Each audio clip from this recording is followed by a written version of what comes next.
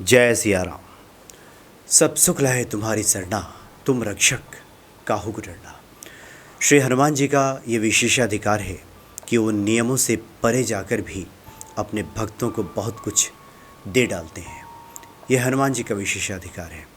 उसी प्रकार से भक्तों के भी कुछ अपने विशेषाधिकार हैं कि भक्त चाहें, भक्ति में इतनी शक्ति होती है कि वो ईश्वर को भी अपने पास बुलाकर अपने प्रारब्ध को बदलवा सकते हैं, मिटा सकते हैं, अपने दुखों का अंत करा सकते हैं।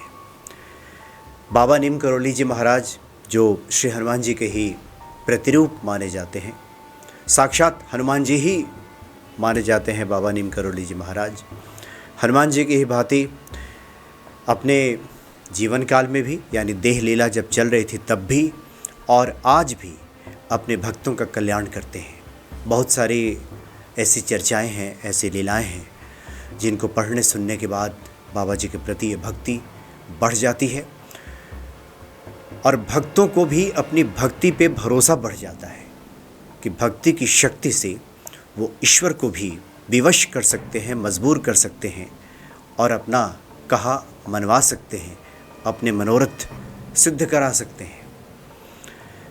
बाबा जी अत्र तत्र घूमते रहते थे। एक बार की बात है, हल्द्वानी में बाबा जी थे। हल्द्वानी में एक जगह है देवी ऑयल मिल्स।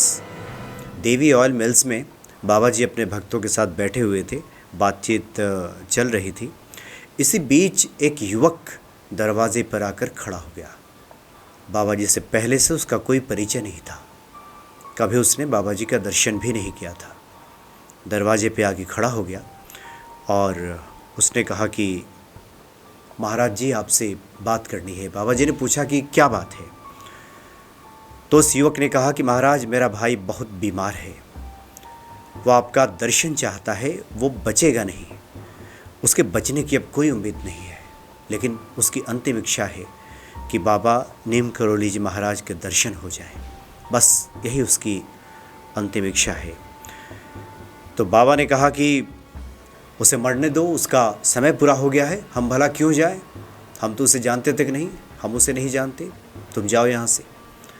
हताश निराश वो युवक वहाँ से चला गया। भक्तों को भी कुछ बातें समझ में नहीं आई, लेकिन भक्तों ने खुद को समझाया, मनाया कि इस बाबा से तो युवक का कोई परिचय है नहीं, ना ही उसके भाई को बाबा जानते हैं, ना ही कोई भक्ति का संबंध है। ऐसा ही कोई आ जाए और किसी संत महापुरुष से कहे कि वो चलें उसके साथ, उसका कोई स्वजन बीमार है और संत चलने लगे, ऐसा नहीं होता। भक्तों ने भी खुद को मनाया और फिर अगले दिन बाबा जी जब बैठे हुए थे, वो युवक पुनः आकर खड़ा हो गया और कहा कि बाबा जी मैं फिर से आपके सामने आया हूँ और उसका जो भाई है वो बीमार है। मैं मामूली सा मास्टर हूँ, शिक्षक हूँ एक स्कूल में, मेरे पास इतने पैसे भी नहीं हैं कि मैं अपने भाई का इलाज करा सकूं। वो अंतिम अवस्था में है, लेकिन वो आप ही का नाम जप रहा है, वो आपका भक्त है। आप नहीं मिले हैं उससे, लेकिन वो आपकी महिमा से वो परिचित है, आपका ही नाम ले रहा है और कह रहा है कि बस अब एक बार बाबा के दर्शन हो जाए, उसकी अंतिम इच्छा है, उसके बाद वो अपने प्राण त्याग देगा। तो बाबा ने कहा कि ठीक है, हम आ जाएंगे, तुम जाओ। फिर वो युवक चला गया। इस बार जो भक्त बैठे थे उन्हें लगा कि बाबा जी ने बहला के उसको हटा दिया है, उसको टाल दिया है, क्योंकि बाबा जी ने ना कोई एड्रेस पूछा नहीं, ये नहीं पूछा कहाँ रहते हो, कितनी दूर है यहाँ से, कब हम आएँ, ऐसी तो कोई बातें बाबा ने की नहीं। तो भक्तों ने समझा कि बाबा ने टरका दिया, उसको बहला दिया, वो उसको भगाने के लिए, उसको हटाने के लिए बाबा ने ऐसा कह दिया है। लेकिन बाबा तो बाबा ठहरे। जब एक बार बाबा कह दें किसी को, या सबसे बड़ी बात यह है कि एक बार अगर कोई बाबा को पुकार ले, भले ही वो मिला ना हो, दर्शन न किया हो, क्योंकि बहुत सारे लोग लिखते हैं कि हम अभी कैंची धाम या बाबा नीम करोली के आश्रम जाकर उनका दर्शन नहीं कर पाए हैं। भले ही ये दर्शन ना हुआ हो, लेकिन भीतर एक पुकार है, एक दर्शन की चाहत है, उत्कंठा है, एक आस है, एक प्यास है मन में, तो उससे भी काम बन जाता है। तो उस रोगी व्यक्ति ने बाबा का कभी दर्शन नहीं किया था, महिमा जानता था, महिमा सुना था उसने आसपास के लोगों से, हल्द्वानी की बात है। तो इसलिए वो उसे लगा था कि बाबा जी के एक दर्शन कर ले, और ये भी उसकी ऐसी इच्छा नहीं थी, क्योंकि आगे जा कर के स्पष्ट होगा कि वो निरोगी हो जाए। बस उसकी इच्छा ये थी कि अंतिम दर्शन हो जाए और फिर अपने वो प्राण त्याग दे। युवक चला गया। कुछ ही देर के बाद बाबा जी चल पड़े, लंबे लंबे डग भरते हुए निकल पड़े। हल्द्वानी की सड़कों से निकलते हुए अकेले चलते गए। कुछ उनके भक्त उनके साथ साथ लग गए। कंकरीले रास्ते से होते हुए, पगडंडियों से होते हुए आखिरकार उस व्यक्ति के, ये लिखा है बच्चन सिंह जी ने इसमें बाबा नीम करौड़ी के अलौकिक प्रसंग में, कि पथरीले रास्ते को पार करते हुए बाबा भरी दोपहरी में उस भक्त के घर पे पहुंच गए। झाड़ियों के पास उसका घर बना हुआ था। एक मकान के पास आकर रुक गए और आवाज़ लगाई कि कोई है भीतर। तो भीतर से वही युवक निकल कर के आया। देखा बाबा खड़े हैं। आश्चर्य का ठिकाना न रहा, खुशी का ठिकाना न रहा। उसके आंसू बहने लगे और उसने कहा कि बाबा, उसका भाई जो मरणासन है वो भीतर ही है, आप चलिए एक बार आप दर्शन दे दीजिए। बाद में पता चला कि उस व्यक्ति को टीबी हो गया था, क्षय रोग, और उस समय की बात है जब टीबी का इलाज लगभग नहीं ही था। कई लोग टीबी की चपेट में आ रहे थे, मर रहे थे।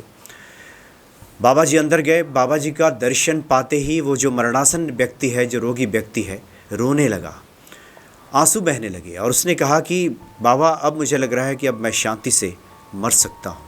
महाराज, आपका दर्शन मिल गया, अब मैं शांति से मर लूँगा। कई बार संतों की वाणी समझ में नहीं आती। फिर बाबा ने कहा कि हाँ हाँ ठीक है, अब शांति से मर जाना। हालांकि अपेक्षा के बिल्कुल अलग था कि किसी संत का वचन ऐसा नहीं होता कि किसी रोगी को देख करके कहें कि हाँ शांति से अब मर जाना। लेकिन ये बाबा जी की लीला है। कई बार संतों के वचन समझ में नहीं आते। बाबा जी ने कहा ठीक है ठीक है, अब शांति से मर लेना, और कह करके फिर बाहर निकल गए। खैर, जो युवक बाबा जी को बुलाने गया था उसने तो बस यही प्रार्थना की थी कि बाबा जी एक बार दर्शन दे दें।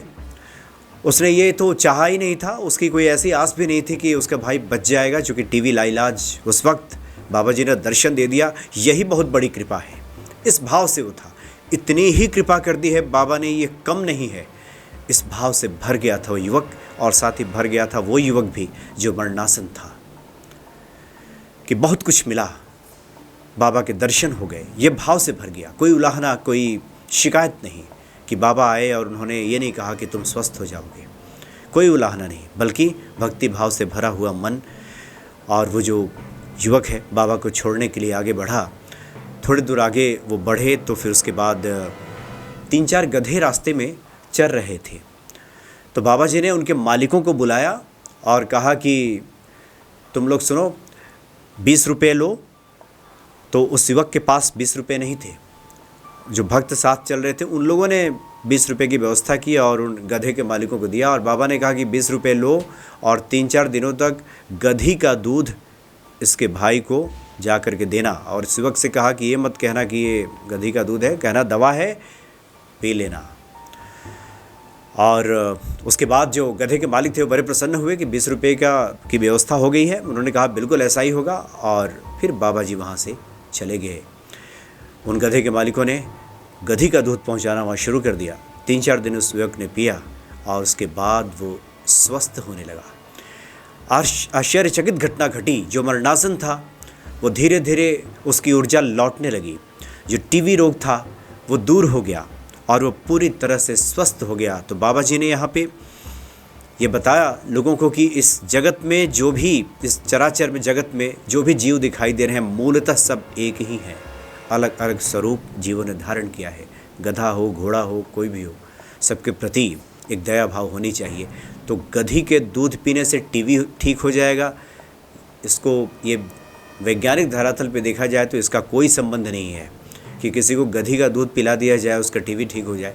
लेकिन ऐसा हुआ। डॉक्टर भी आश्चर्यचकित हो गए कि ऐसा क्या चमत्कार हुआ कि जो व्यक्ति मरणासन था वो जी उठा, उसका रोग दूर हो गया, वो पूर्ण स्वस्थ हो गया। तो अलौकिक लीलाएं हैं। कई बार ये जो कृपा है, संतों के जो दर्शन है, संतों का आशीर्वाद है, ये समझ से परे होता है। लेकिन भक्तों का विश्वास जब गहरा हो जाता है, पुकार जब भीतर उठती है, तो वही संत जब कृपा करते हैं तो वैज्ञानिक कसौटी पे इसको कसना बड़ा मुश्किल हो जाता है और व्यक्ति इस चमत्कृत कर देने वाली घटना से अभिभूत हो जाता है। तो बाबा नीम करोली जी महाराज ऐसे हैं कि आज भी जो उनके भक्त हैं, सिर्फ दर्शन की इच्छा एक लालसा मन में आ जाए तो उनके समस्त कार्य सिद्ध होने लगते हैं। जीवन के सभी संकटों का निराकरण हो जाता है। कौन सुकाज कठिन जग माही, जो नहीं होई तात तुम पाही। हनुमान जी अगर चाहें तो संसार का ऐसा कौन सा कार्य है जो नहीं हो सकता, यानी सब संभव है हनुमान जी की कृपा से। जय सिया राम।